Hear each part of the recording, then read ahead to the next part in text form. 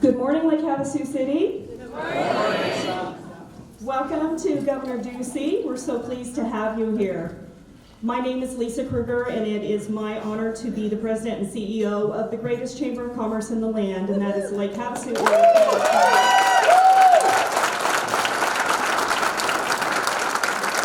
Before we get started today, I just want to make a few quick introductions of the dignitaries in our room.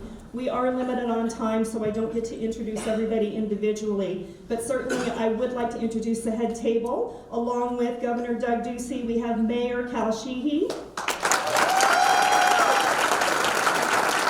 have Vice Mayor David Lane. We have Diana Asire, the Superintendent of the Lake Havasu Unified School District. Nella Rossetti, who is chairman of the Chamber's Governmental Affairs Committee. We have Diana Stitham, who is the interim president of Mojave Community College. Dr. Jan Woods, who is the campus dean of our local Mojave Community College campus. We have Dr. Raymond Vanderreet, who is the campus director for the Lake Havasu City campus of Arizona State University. And we have the chairwoman of the Lake Havasu Chamber Board of Directors, Terry Dahlia. We also have several members of the Bullhead City and Kingman City Councils here, along with their mayors. We have Mayor Tom Brady from Kingman.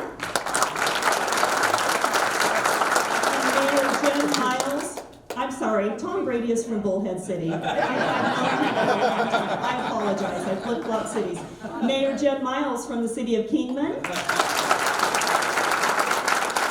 have several members of the city councils from Lake Havasu City, Kingman, and Bullhead. If you would all please rise so that we can give you a round of applause. Thank you for being here.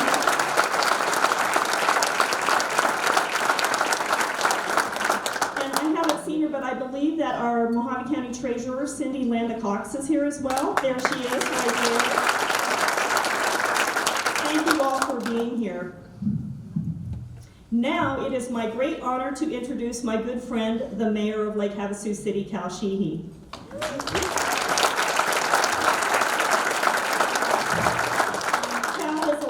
Excuse me, I have to get used to calling him Mayor Sheehy. Mayor Sheehy is a longtime Lake Havasu City resident.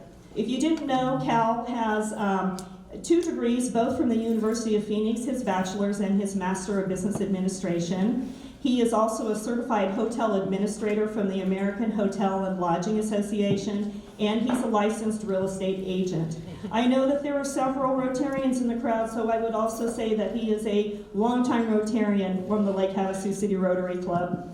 Along with other things, you can all see how long this is. And we really don't want to listen to me, we want to listen to him. So please help me welcome Mayor Cal Sheehy.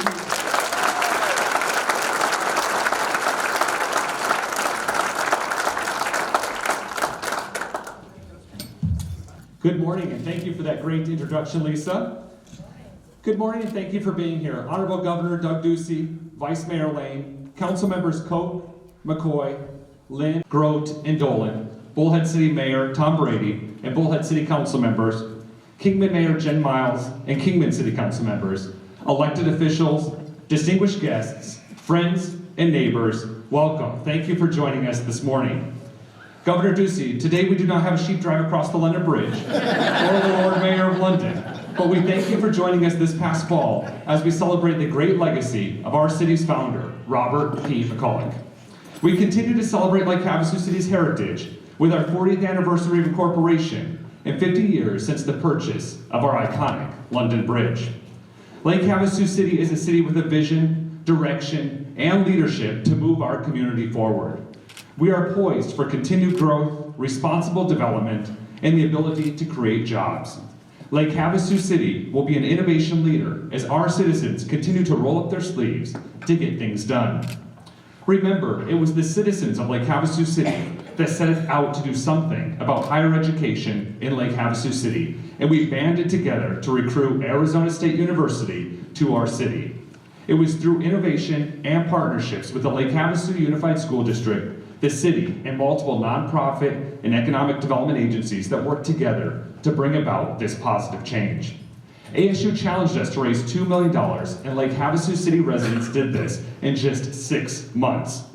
ASU Colleges at Lake Havasu now offers higher education to citizens of our community and region, and has introduced Lake Havasu City to hundreds of students and their families. ASU augments the state-of-the-art technical, trade, and associate's level coursework provided by Mojave Community College. Lake Havasu City continues to implement the strategies of our Vision 2020 plan. Our $2 million award-winning America's Best Community Economic Revitalization Plan was citizen-led and creates a path forward. We will continue to champion our Downtown Catalyst project that will provide for open public spaces, downtown gathering spot, and in partnership with private development to create an environment of high-density uses, such as eateries, pubs, and shops. This project will help further the revitalization of our downtown and create a gateway for ASU students to connect with our community. Lake Havasu City is a partner in a public-private partnership with that new Havasu Riviera project. This partnership was with the Lake Havasu City, Arizona State Parks, and the Havasu Riviera Marina LLC, an enterprise of the Komick family. This project at full capacity will have a $1 billion economic impact on Lake Havasu City. Yes, you heard that right, $1 billion economic impact on Lake Havasu City.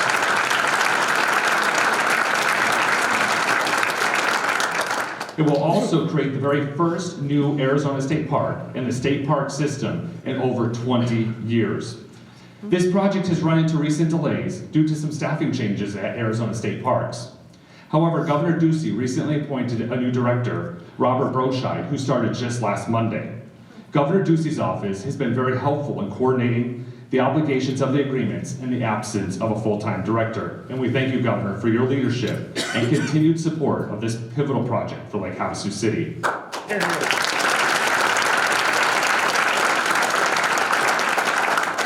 We are hopeful we can work through the delays with the new director and get the project back on track as quickly as possible. You will notice a stoplight that has been installed on Highway 95 that was installed by Lake Havasu City as described in our mutual agreements. But it will not be operable until we can solve the issues with Arizona State Parks. In addition, the road installation to the new state park and the Havasu Riviera project will be complete by mid-April. We're looking forward to working with our partners, Arizona State Parks, and the Komick family to bring this project forward. Lake Havasu City is a key contributor to Arizona State Parks. Arizona's West Coast is home to 3 premier state parks, representing over 22% of all state park attendance and nearly 20% of all state park admission revenue. That's right, 20% of all state park admission revenue is generated at Cattail, Buckskin, and Lake Havasu state parks.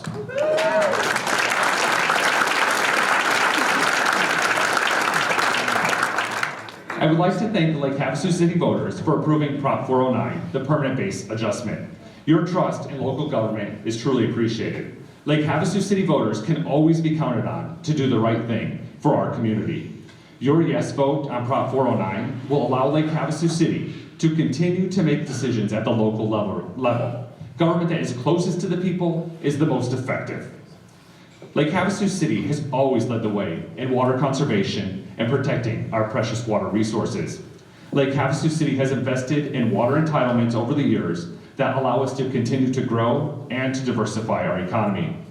We will continue to fight water transfers from the Colorado River Basin, and we will remain vigilant on the protection of water and water rights in our state.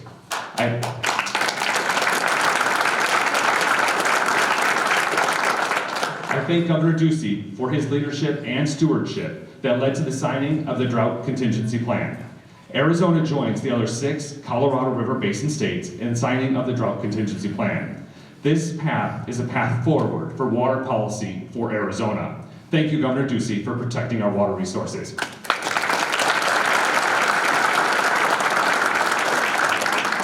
Over 72% of all businesses in Lake Havasu City are small businesses that employ 5 or fewer people. This is the backbone of our economy, and I applaud all the risk takers and all of the job creators. The Partnership for Economic Development has taken a lead role in the repurposing of the shops at Lake Havasu. The vision is a retail, entertainment, and employment center. We will see an innovative shopping model, which is being called the omni-channel. An omni-channel provides a seamless shopping experience that meets the shopper where they're at, whether it be online, a mobile device, or a brick-and-mortar shopping experience. This will bring mixed uses to the area and create an entertainment, employment, and retail opportunities. Jarrett Ports, a local Lake Havasu graduate and businessman, has taken ownership of the mall proper, and he plans to bring this retail, entertainment, and employment center to fruition. Jarrett and his wife Christy are with us today, and I thank you for your vision, your leadership, and your investment in Lake Havasu City.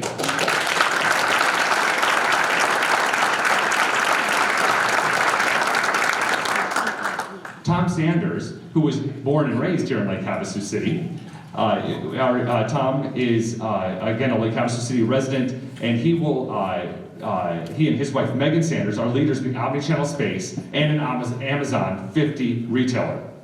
Tom and Megan will invest in this vision and immediately bring 40 jobs to the mall area. Tom and Megan are here today, and we thank you, Tom and Megan, for believing in Lake Havasu City.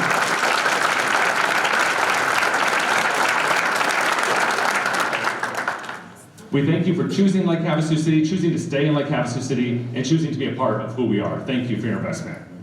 Lake Havasu City will continue to take a common sense approach to tackling our challenges, and we will always find ways to move forward. We will invest in innovation, quality of life, Vision 2020 project implementation, jobs, and programming and activities for our children and families. After all, it's quality of life, recreation, and family that brings us to Lake Havasu City. It is our community that keeps us here. Thank you, Governor Ducey, for joining us in Mojave County today. We are fortunate to have a governor that represents the interests of all of Arizona. We appreciate you visiting rural Arizona and being part of the solution that allows us to prosper. I would like to express my gratitude for the honor to serve you as mayor of Lake Havasu City. Thank you for the opportunity. The state of our city is strong. Lake Havasu City will be a place of innovation, managed growth, and opportunity. Our citizens are engaged and are community-minded, and together we will move Lake Havasu City forward. Thank you.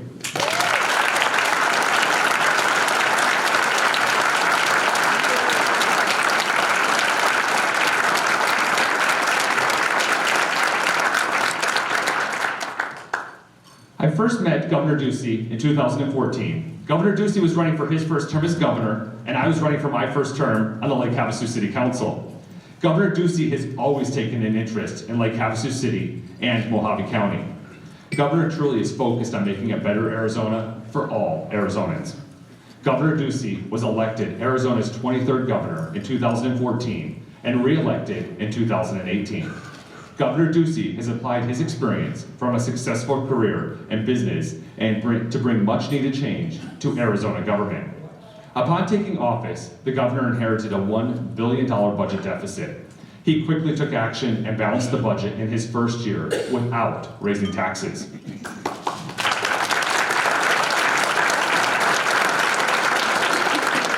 Committed to investing in public education, in his first year, Governor Ducey led a historic and bipartisan effort to invest $3.5 billion into K-12 schools, injecting more dollars into Arizona's classrooms. With a focus on teacher pay, the governor also championed the passage of legislation to increase teacher pay by 20% by the year 2020. Governor Ducey has cut regulations and simplified taxes every year to stimulate job creation and economic growth. He has also prioritized public safety, creating the Arizona Border Strike Force, a statewide, multi-agency effort to combat border-related crime.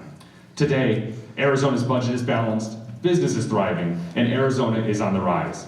In his second term, Governor Ducey remains committed to making Arizona a land of opportunity for all, and is pledged to work every day to make this vision a reality. Please join me in welcoming the Honorable Arizona Governor, Doug Ducey.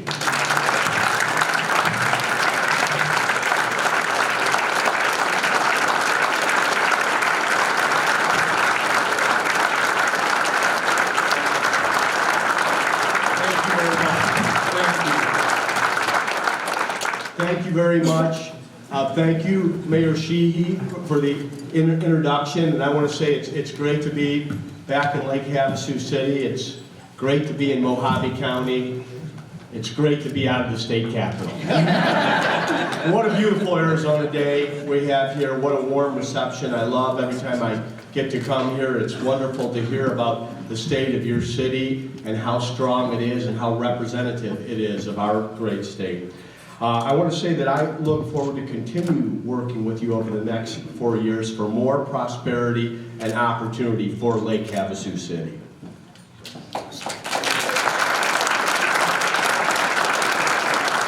I want to thank the Lake Havasu Chamber of Commerce for hosting us today and for the warm welcome and reception that I received, and everyone visiting from Bullhead City, Kingman, and throughout this community. Now, the last time I was here, it was fun to cross London Bridge and help herd those sheep up along the way. But I'm really honored to say it's nice to have the election in the rearview mirror. To have the result that we have, and to be able to say to you that the state of the state in Arizona is strong, and it's getting stronger.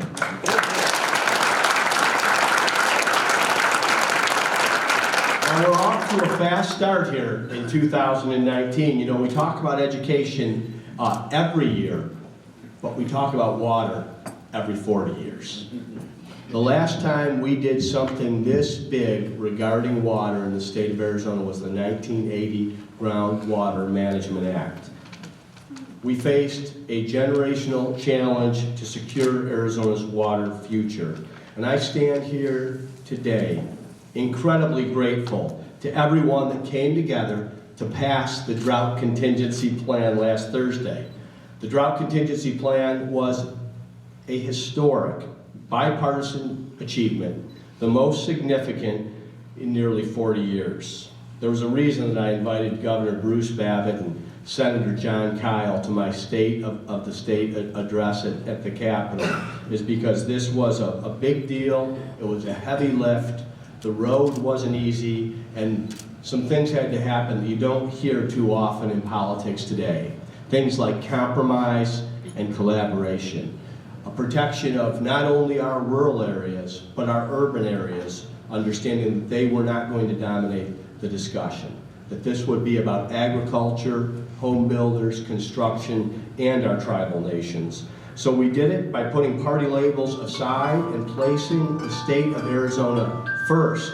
And I want to thank the leaders in this community for their hard work in making this happen. I couldn't have done this without Representative Regina Cobb, Maureen George, Luis Wakamoto, and Chairman of the Colorado River Indian Tribes, Dennis Patch. Thank you.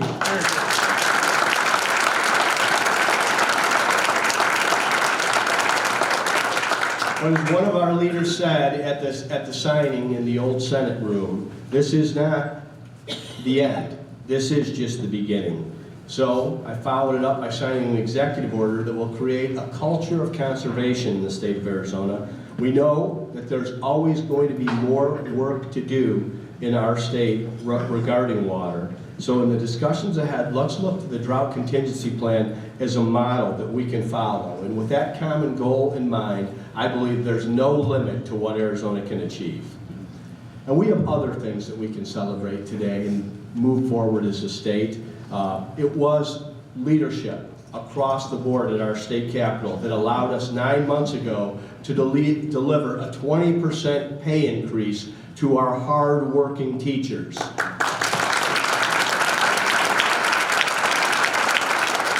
This is a pay increase that they had earned and they deserved, and we are going to protect and fulfill it. And there's more that we can do regarding K-12 education. A lot of folks in the room that are my age or older remember there were a lot of people not that long ago that came out of university and college and saw teaching as a higher purpose. They saw it as a mission to make the biggest difference in addition to what a parent can make in the life of a child. And they've been doing it for 30 plus years. They've earned their retirement. So we need a new generation to come into education and to get into the front of the classroom. So we're going to significantly expand the Arizona Teachers Academy. This academy will allow more students who commit to public schools in Arizona to graduate with a scholarship and debt-free and create the next generation of Arizona teachers.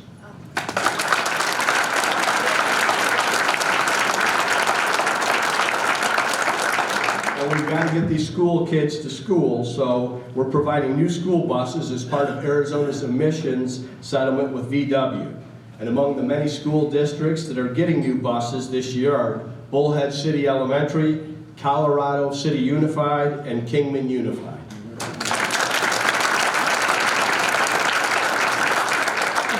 You know, every year about this time of year, there's a governor's only meeting in Washington, D.C.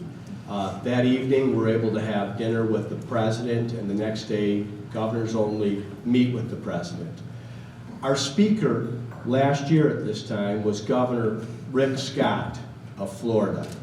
And he was sharing with the other governors from all across the country, Republican and Democrat, what he was dealing with in the aftermath of the Parkland shootings.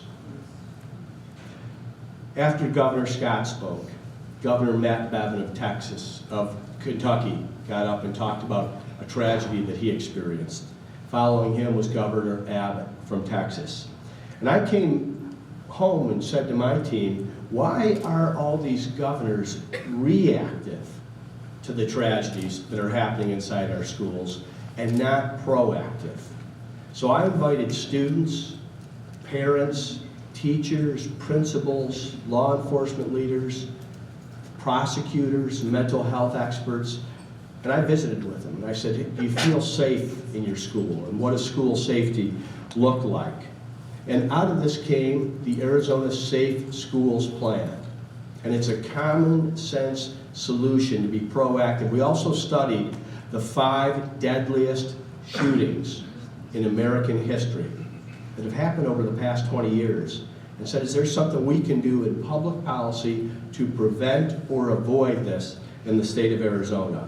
It's a combination of policy that will put more cops on campus. It'll put more school counselors inside the schools. It improves background checks, and it also has a stop order that will protect Second Amendment rights while keeping guns out of the hands of those that are a lethal threat.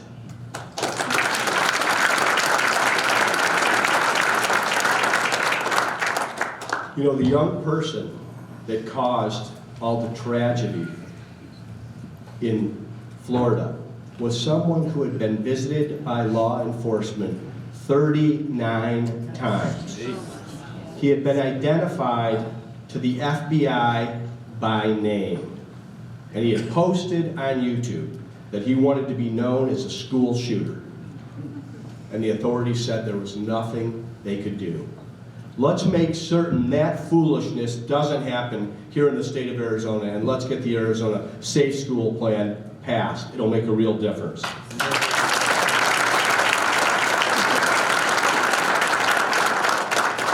So Mayor Sheehy talked a little bit about what's happening in our state's economy, and I want you to know in the state of Arizona today, we have more jobs available than we have people to fill them. Now, back when you and I were in high school, there was a class called SHOP. Remember that? That was a place where a lot of good people found a purpose and turned it into a profession, and it resulted in a pretty good paycheck. Well, today's SHOP class is Career in Technical Education, CTE. Students in these programs are becoming nurses, pilots, pharmacists, bankers, firefighters, and software developers, all before graduation. 99% of CTE students graduate high school. 99%. That's an average much higher than the national average. They also perform higher than their peers in reading and math. And we've got some great programs here in our state, including those at Mojave Community College.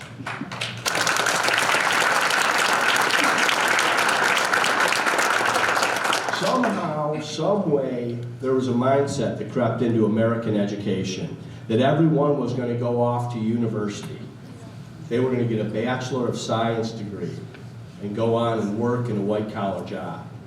And it just turns out that's not the case. And God bless our young people that want to go to college. We have great universities here in the state of Arizona. But for 65% of the jobs that are open right now, they can be filled by a skilled trade. My good friend and the smartest individual in my graduating class, the person that we thought would go on to run for senator or governor someday, went on to a competitive law school. And now he's a very successful attorney in the state of Arizona. He called me up my second year in office and said, Doug, we don't need any more lawyers in the state of Arizona. We need a damn plumber in Yavapai County. And plumbers make more than starting law graduates. So this is worthy work. And we want to make sure that these opportunities, the availability to pursue happiness in the way that best suits our young people so that they can follow their passions, that they're introduced to that, and that's going to be these career and technical education classes. There's no state in the country that leads the way on this, and because Arizona is among the fastest growing, this is our mantle to grab and to lead on.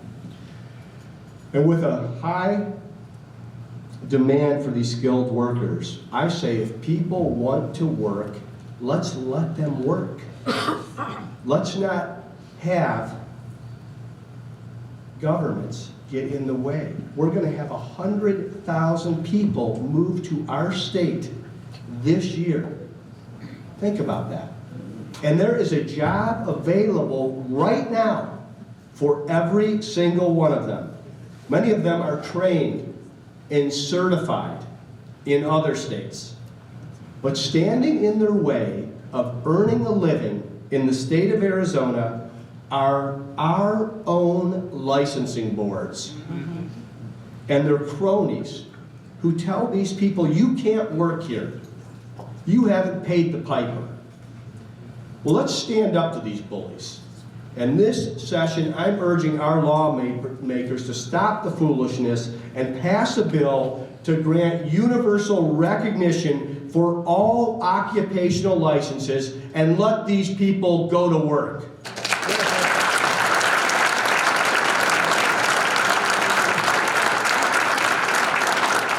I know for many of you in the room, you have found Arizona as a land of opportunity for all. That is certainly what I have found, and we want it to remain a land of opportunity for all, including people that have served their time and paid their debt to society. Last year, I toured our state prison in Buckeye, where Arizona's second chance programs are coming to life and equipping these people that will be leaving state prison with workforce skills before they are released. So this year, we're going to increase the investment by $2 million in these second chance programs to protect public safety and reduce Arizona's prison population.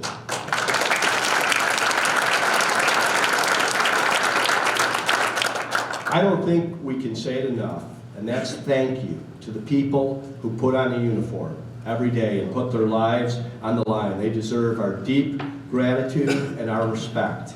They also deserve our support for them and their families. The work of Arizona's correctional officers, state troopers, public safety personnel, it's often thankless. But this year, Arizona's state government and the citizens of Arizona have the unique chance to say thank you.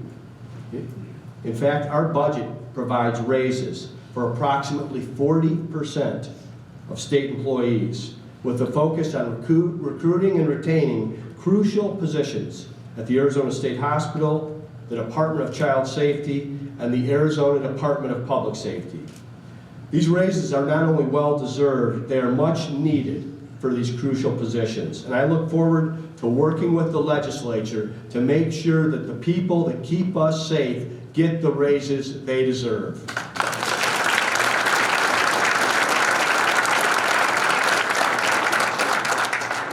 And you can't talk about public safety without saying thank you to the men and women who keep our nation safe.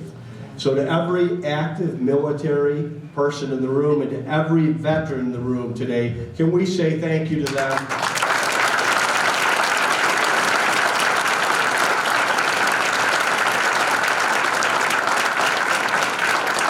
Our brave men and women have sacrificed so much, and we are committed to taking care of them after a career of service.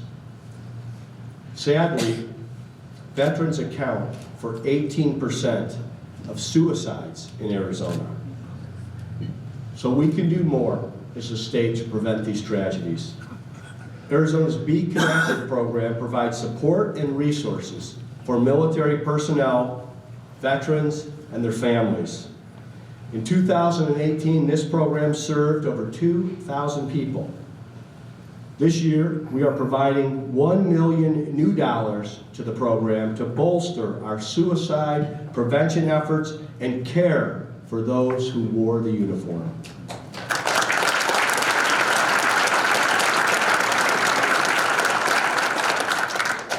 I think it's important to remember how far we've come in these past 4 years and the principles that have brought us here.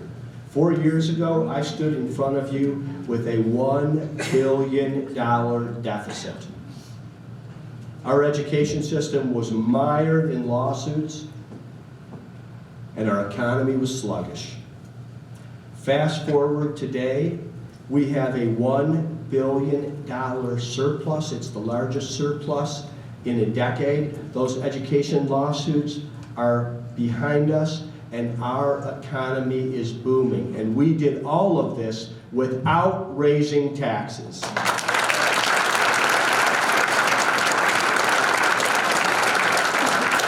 We've lowered and simplified taxes each of the past 4 years. We'll do it each of the next 4 years. We have eliminated over 1,000 regulations, equating to a $72 million tax cut without affecting the general fund one bit. Arizona has the home to the fastest growing county in the country, the 5th fastest growing city in the nation, and is the 4th fastest growing state. Not only will we punch through 7 million in population this year, we have had 300 companies expand or relocate in the state of Arizona. In the game of business, people vote with their dollars. In the game of states, people vote with their feet, and today, Arizona is winning.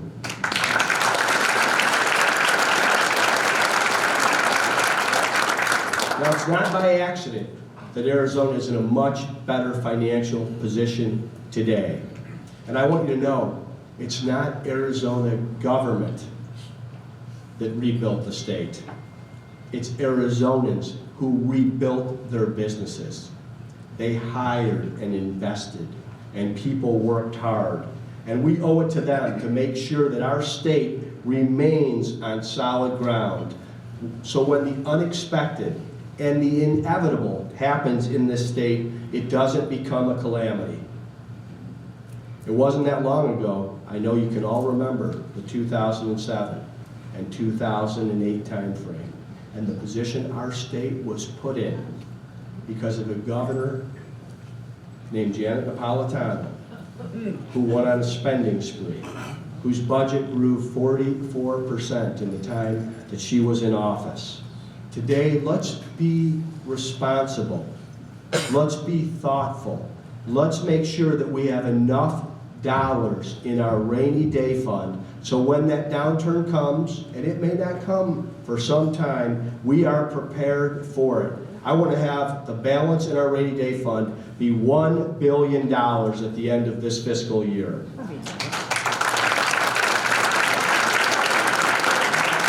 This is how we know the important priorities, things like public safety and school safety and K-12 education and our veterans and our state troopers, that we can invest in the things that matter while living within our means. The budget that I presented to you is fiscally responsible. It's a fiscally conservative budget, but it allows us to take care of the people that are taking care of us. I want to thank the good people of Mohave County, and I want to thank Lake Havasu City and this entire region for making Arizona proud, especially when it comes to coming together and focusing on the things that matter most. On that note, before I go, I'd like to do something special. I wanted to commemorate the great work of the many people in this community who came together And I think a lot of you were at my last event before the election, and I know that the question that kept getting asked and asked again and then rephrased and asked in a different way was around water. And I made a commitment that we would pass the drought contingency plan. And I knew I couldn't do it without the help of this community and other rural communities that were very vocal with our state legislature. So at this time, I'd ask all the stakeholders that were helpful with the drought contingency plan to join me on stage so we can have a ceremonial signing of this legislation. Thank you. We were able to do this in the old historic state senate, but we wanted to recreate it here because, like I said, this is the most historic and significant legislation that we've had on water in 40 years in our state. And I couldn't have done it without the people that are joining me here today. It took a number of people coming together to get this done. And I mentioned Regina Cobb and how helpful she was, Maureen George, Luis Wakamoto, and Dennis Patch from the Colorado River Indian tribes. But I also want to thank the mayors of Lake Havasu City, of Kingman, Bullhead City, and all the local officials who helped us get this over the line. They're joining me here today, so let's sign this, and then I've got a ceremonial pen for each one of them. And like I said, it was your voice, it was how vocal you were that allowed us to do this in a short time frame. On the day we did the State of the State, we had only 17 days to get this passed, and in true fashion, we finished at 5 p.m. on the day of the deadline.